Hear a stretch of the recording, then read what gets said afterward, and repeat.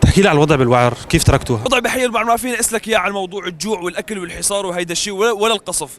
بصراحه الوضع بحي الوعر يعني كان بصراحه اسوء من موضوع حمص القديمه، على اعتبار الرقعه الجغرافيه كانت كثير صغيره نسبه للكثافه السكانيه الهائله اللي كانت بقلب حي الوعر. حتى يعني موضوع عندك ابتداء من التعليم وانتهاء بالاغذيه اللي فينا نحطها يعني على هامش المواضيع الكثير اللي كانت موجوده بالحصار، فهذا الشيء للاسف ادى اجبارا قصرا حتى بدون اجتياح عسكري، يعني بعد قصف لمده شهر كامل من الطيران الجوي اللي تعرضت له حمص القديمه يعني بالزمانات، كان حي الوعر مضطر لخروج بهي الضخامه او بهي السرعه او الكثافه، على اعتبار انه الصواريخ اللي انضربنا فيها للاسف اخترقت الملاجئ ووصلت للناقص واحد وناقص اثنين بالملاجئ.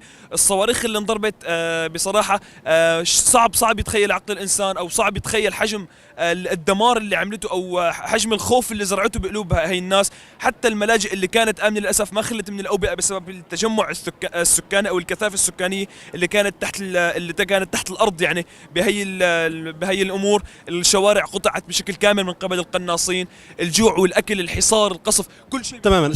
يعني كنت اسالك عن موضوع الحصار، شد صاركم المحاصرين وهو كان يعني واضح من كلامك انه كان عم يخصف بهي الشكل وبهي الطريقه مشان التهجير، كان في سلاح ثاني هو الحصار والتجويع.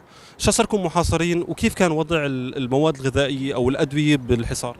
الوعر بشكل خاص صار له محاصرة 4 سنين، وأنا محاصر بحمص كلها بشكل عام صار له 6 سنين من أول الثورة. موضوع الوعر ما فيك تقيسه على موضوع مثل ما قلت حصار غذائي أو حصار معيشة.